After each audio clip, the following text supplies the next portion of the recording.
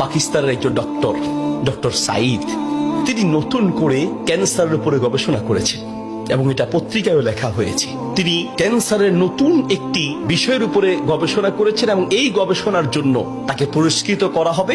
এই জন্য তিনি নিজের দেশ ছেড়ে আরেকটি দেশে যেতে হবে। তিনি সেই দেশে যাওয়ার জন্য বিমানের টিকিট কাটলেন। তিনি তার জীবনে দোয়ার যে ফল, দোয়ার মাধ্যমে যে কি করে অসম্ভব সম্ভব হয় তার বাস্তবতা তিনি নিজ মুখে বলছেন যে আমি বিমানের টিকিট কাটলাম, বিমানে উঠলাম, মনে বড় আনন্দ। দীর্ঘদিনের গবেষণার পরে আজ আমি পুরস্কার পেতে চলছি। বিমানে ওঠার পরে 1 ঘন্টা কোন রকম বিমান চলার পরেই আমাদেরকে পাইলট বলল যে আপনারা বেল শক্ত করে বাঁধেন, কারণ বিমানের যান্ত্রিক ত্রুটির কারণে সামনে আগাতে পারবে না। আশেপাশের যে কোনো একটা এয়ারপোর্টে আমরা সুযোগ পেলেই সেখানে ল্যান্ড করব। তিনি বললেন। কিছুক্ষণ পরেই বিমানটা ল্যান্ড করলো। আমি একেবারেই ভেঙে পড়লাম যে আমার বোধহয় যাওয়া হবে না। বিমান ল্যান্ড করার পর জিজ্ঞেস করলাম এটা কি যাবে? বলছে যে ত্রুটি, এটা আজকে যাবে না। তাড়াতাড়ি বলছেন যে আমি সেই বিমান বন্দরে বিমান থেকে নেমে চলে গেলাম ইমিগ্রেশন কাউন্টারে, গিয়ে বললাম যে আমি তো ওই জায়গায় যেতে চাই, পরবর্তী বিমান কখন? বলছে পরবর্তী বিমান কমপক্ষে 16 ঘন্টা পরে, আর এই বিমান যাওয়া সম্ভব নয়। তাহলে আমি কি করব? বলছে আপনি একটা কাজ করেন, যতদূর এসেছেন 3 থেকে 4 ঘন্টার মধ্যে আপনি পৌঁছাতে পারবেন যদি দ্রুত একটা প্রাইভেট কার নিতে পারেন। বলছে আমি তাড়াতাড়ি সেখান থেকে বের হয়ে ব্যাগটা হাতে নিয়ে দৌড়াতে এয়ারপোর্টের বাহিরে গিয়ে এক প্রাইভেট কার ঠিক করলাম। প্রাইভেট কার ওলাকে বললাম ভাই যত দ্রুত পারেন আগাতে থাকেন, টাকা নিয়ে টেনশন নাই, কারণ পুরস্কার তো বিশাল পুরস্কার, আপনি আগাতে থাকেন। প্রাইভেট কার ড্রাইভার গাড়ি চালাচ্ছে। তিনি বলেন মোটামুটি কিছুক্ষণ যাওয়ার পরে হঠাৎ বিশাল তুফান শুরু হলো। প্রচন্ড তুফান দেখে ড্রাইভার বলছে ভাই সামনে যাওয়া সম্ভব নয়। বলছে চেষ্টা করেন। বলছে দেখছেন কি অবস্থা, রাস্তাঘাট সব গাছপালা ভেঙে রাস্তায় পড়ে আছে। যখন তুফান আরো প্রচন্ড বাড়তে লাগলো আমি অবশেষে নিরাশ হয়ে বললাম যে জীবন বাঁচানো দরকার, পুরস্কার দিয়ে কি হবে, নিজেই যদি মরে যাই থাক, পুরস্কার চিন্তা নাই, সামনে যাওয়ার দরকার নেই। আশেপাশে বাড়ি ঘর দেখলেই কোন একটা বাড়ির সামনে গিয়ে দাঁড়ান, বাড়িতে গিয়ে অন্তত নিজের জীবনটা বাঁচাই। একটা ঘর দেখতে পেলেন, ড্রাইভার সেই ঘরের সামনে গিয়ে দাঁড়ালেন, দরজায় নক করলেন। একজন বুড়ো মহিলা বের হয়ে দরজা খুললেন। বলছে বুড়িমা আমরা মেহমান বিপদে পড়েছি, বাহিরে তুফান চলছে, একটু আশ্রয় চাই, কোনো পুরুষ থাকলে বলেন। বলছে ভিতরে চলে আসেন, কোনো পুরুষ আমার ঘরে নাই, তবে আপনারা বসেন, নিশ্চিন্ত থাকেন, আমি আপনাদের মেহমানদারির ব্যবস্থা করি। বলছে ঘরে পুরুষ নেই তো কোথায় গিয়েছে? বলছে কি বলবো দুঃখের কথা, কিছুদিন আগে আমার ছেলে এবং আমার স্বামী তো আগেই মারা গিয়েছেন, আর কিছুদিন আগে আমার ছেলে এবং ছেলের বৌমা দুইজন একসাথে অ্যাক্সিডেন্ট করে দুনিয়ার থেকে বিদায় হয়েছেন। বাড়িতে শুধু আমি আর আবার নাতিটা আছে। বলছে আপনারা বসেন, একটু মেহমানদারি ব্যবস্থা করি। মেহমানদারি হিসেবে কিছু খাবার দিয়ে ডক্টর সাইদের সামনে দিলেন, আর বুড়িমা তিনি নামাজে দাঁড়ালেন। নামাজ শেষের দিকেই তার নাতি হাউমাউ করে চিৎকার করে কান্না শুরু করলেন। প্রথম থেকে কাঁদছেন অল্প আস্তে আস্তে, পরে প্রচন্ড চিৎকার। ডক্টর সাইদ বলেন বুড়িমা আপনি কি করছেন, একটু নাতিটাকে নিয়ে আসেন, এইভাবে কাঁদছে কেন? পরে নাতিটাকে কোলে করে নিয়ে আসলেন।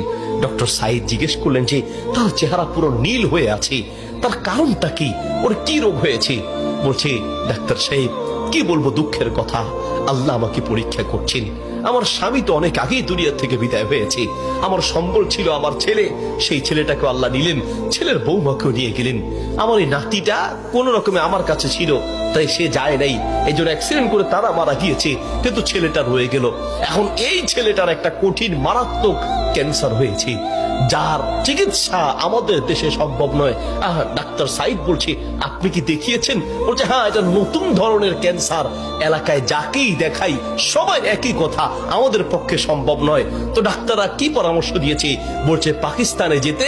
পাকিস্তানে একজন ডাক্তারের নাম বলেছে, তিনি এই নতুন রোগের, এই নতুন ক্যান্সার উপরে তিনি গবেষণা করেছেন, তার কাছে গেলে নাকি ভালো হবে। ডাক্তারের নাম বলেছে? বলছে নাম তো বলেছে, কিন্তু ঠিকানা তো কিচ্ছু জানা নাই।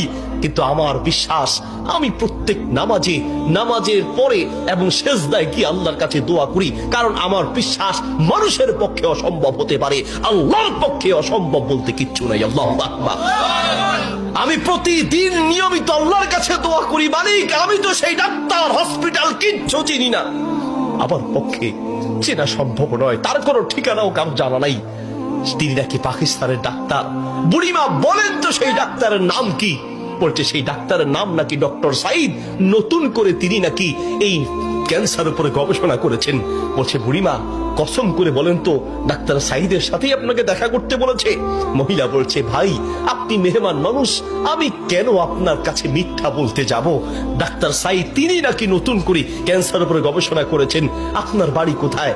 ডাক্তার সাইদ বলল বুড়িমা আমি আপনাকে কসম করতে বলেছি এই জন্য যে আমি বড় অবাক হয়েছি, আল্লাহ যে বান্দার দোয়া কিভাবে কবুল করেন, আল্লাহ যে মানুষের দোয়া কিভাবে কবুল করেন, আমি এখন বুঝতে পেরেছি কেন আমার বিমান নষ্ট হয়েছে, আমি এখন বুঝতে পেরেছি কেন আমি প্রাইভেট কারে উঠেছি, আমি এখন বুঝতে পেরেছি কেন তুফান শুরু হয়েছে, আমি এখন বুঝতে পেরেছি লক্ষ লক্ষ বাড়ি ঘর থাকতে কোথাও না গিয়ে আপনার বাড়িতে কেন এসেছি, আমি এখন বুঝতে পেরেছি আল্লাহ বান্দার দোয়া কিভাবে কবুল করে। বুড়িমা আপনি যে ডাক্তার সাইদের জন্য দোয়া করছেন সেই ডাক্তার সাইদের কাছে পাকিস্তানে যেতে হবে না, টেনে টেনে তাকে আপনার বাড়িতে নিয়ে এসেছেন, আমি ডাক্তার সাইদ আপনার বাড়িতে উপস্থিত আছে। আল্লাহু আকবার।